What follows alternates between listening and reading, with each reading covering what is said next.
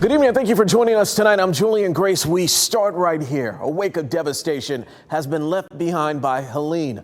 A large majority of the damage is in western North Carolina. Entire towns washed out, people cut off from supplies and help, and crews working around the clock to make rescues. We know in the mountains there have been multiple deaths in several counties. Officials have not been able to share an exact number. More than 600,000 people across our state are without power. More than 100,000 of those outages are in Buncombe County alone. Duke Energy has said that right now there is no estimation for when the power could be turned back on as crews battle damage left behind. And there is no cell phone service in much of western North Carolina. Cell phone providers say it will be several days until service can be restored. Coming up in about 4 minutes, we'll hear from Governor Roy Cooper about how people can get in contact with loved ones and the work being done to get supplies and help to the devastated communities. Officials in Buncombe County held a media briefing just about 2 hours ago, calling the storm a natural disaster of biblical proportion. Search and rescue crews have been working around the clock, and those efforts are still underway at this hour. They have conducted at least 150 swift water rescues.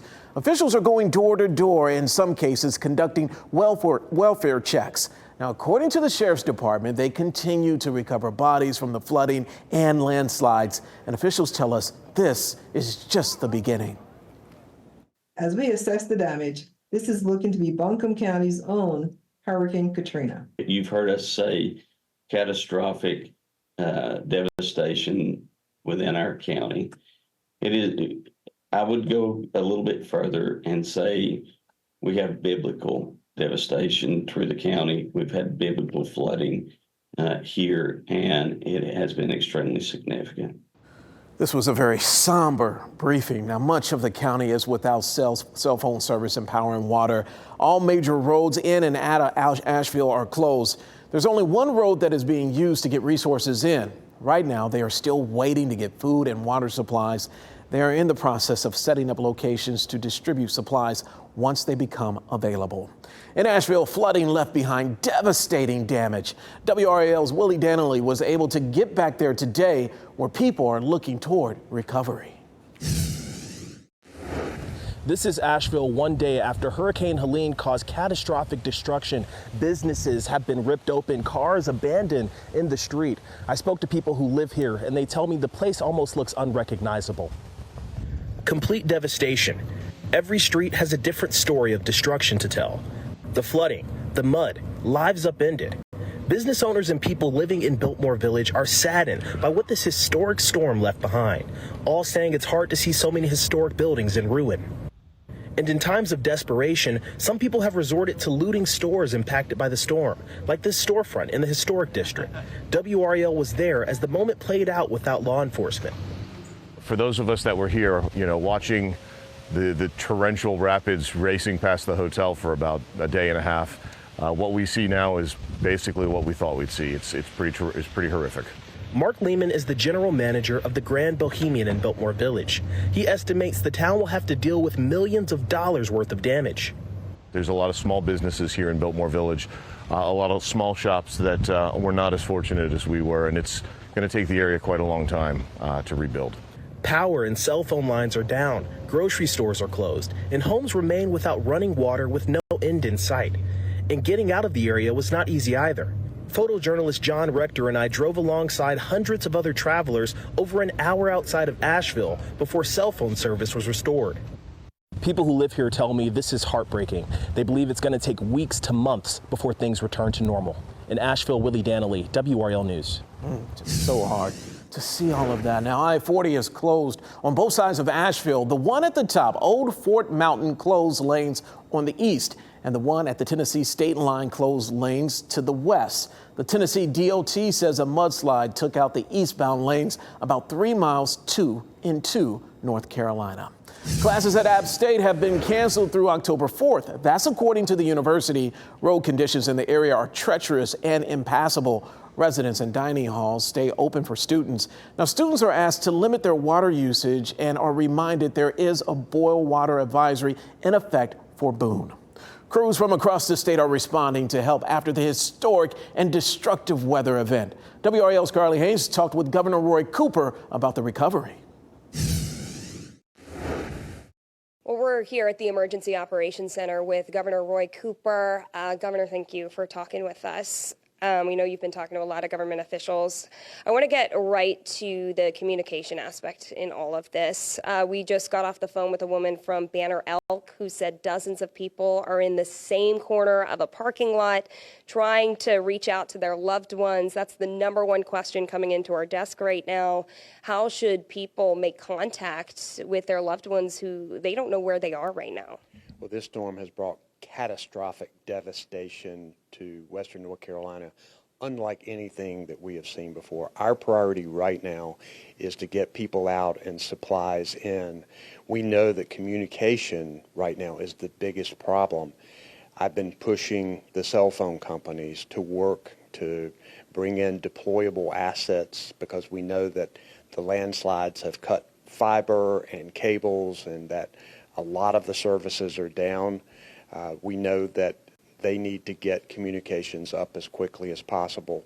But search and rescue teams are out there now, and I am deeply grateful for them out there risking their lives. We have search and rescue teams from all over the country who are in North Carolina helping to find people like that, to help get them to safety. That is our priority right now, to save lives. And people, they're without drinking water, they can't take showers, grocery stores are closed, they can't access food. What is North Carolina doing to supply those necessities to people? Right now we are sending supplies via air. We're also finding routes to get supplies in.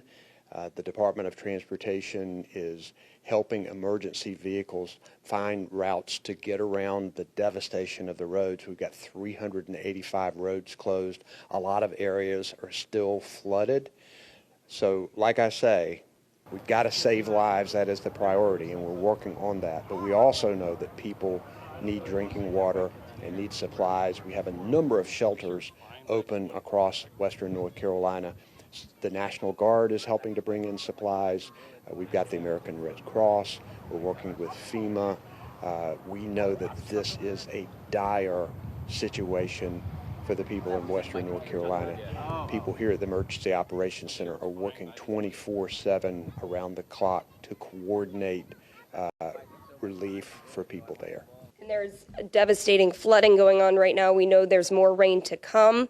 What does the timeline look like for restoring communication, for reopening some of these roads? So we are pushing the cell phone companies to get the communications back up.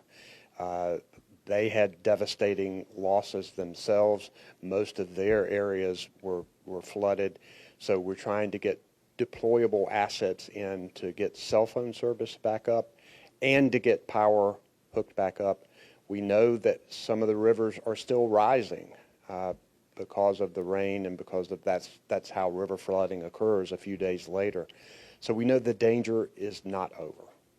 Governor, thank you so much for speaking with us. We know that you have a packed schedule talking to a lot of these counties over in Western North Carolina. So I'm going to send it back to you all. Carly Haynes, WRAL News, live in Raleigh. Let's go to Rocky Mount. In Rocky Mount, people are still picking up the pieces after that devastating EF3 tornado tore through yesterday.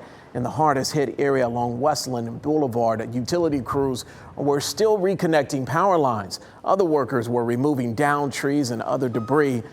Homeowners nearly a mile away were also picking up pieces of buildings demolished by the tornado. Yep, roofing too, and metal and all kinds of fun stuff. Yeah, we found clothes, we found laptop batteries, we found all kinds of things.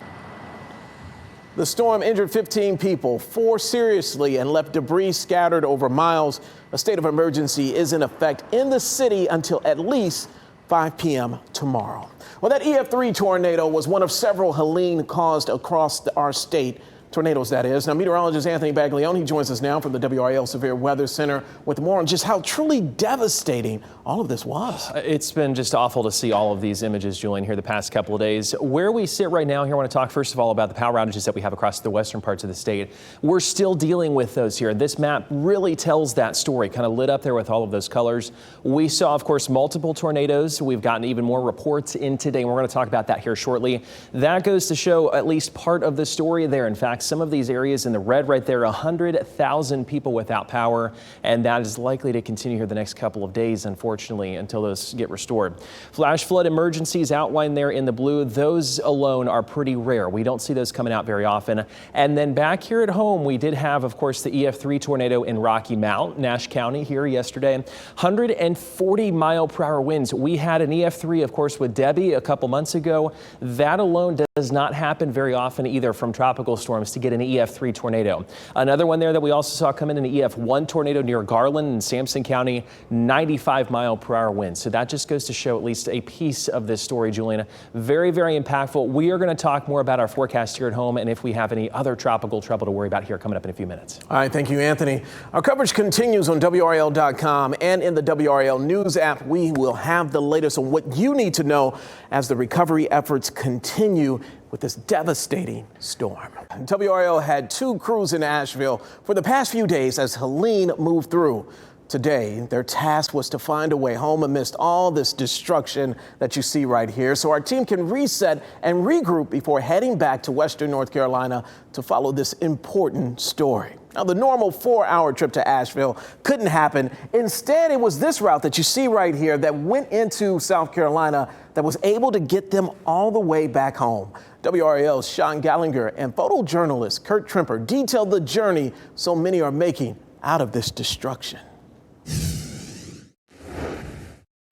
Biltmore Village is underwater. This is the story you should have seen yesterday, but you didn't. I just feel like it's important to mention, but I think I may have lost you guys. I don't hear anything. I'm sorry. Around 12:15, our cell signals dropped in Asheville, but we still talk to people on the ground. Just devastating. I mean, I've seen it flooded before, but nothing like this ever. I've never seen anything like it before. Nothing like this.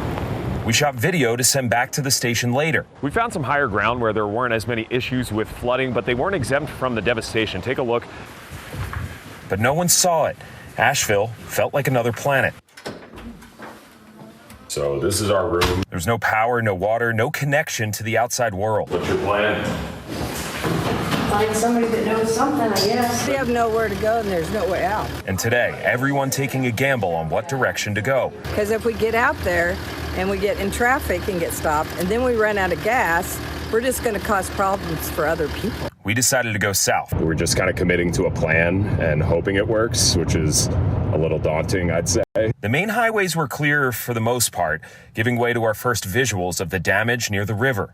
there are some low-lying homes here. Yeah. Just rooftops. And the hunt for gas became dire every passing mile. Maybe there's no gas in the pumps. But the small taste of victories for people who have had a series of defeats. It's just trees, landslides, power lines. So we just hit South Carolina. We are trying to get to Greenville. Does it look like they have gas? For now. We were out of fuel with regular, and mid-grade is working just great. Come on. We met people trying to help any way they could. Because that side is nobody is able to get in. Everybody on this side's coming in. All right, 13 gallons all filled up, ready to go. It's like the first break I feel like we've had in a long time. So yeah, we're ready to go. We'll be able to get to Greenville, hopefully get to Charlotte, then back to Raleigh. Wow. Our coverage in Western North Carolina continues. More WRAL crews are headed that way. Look for their reports tomorrow.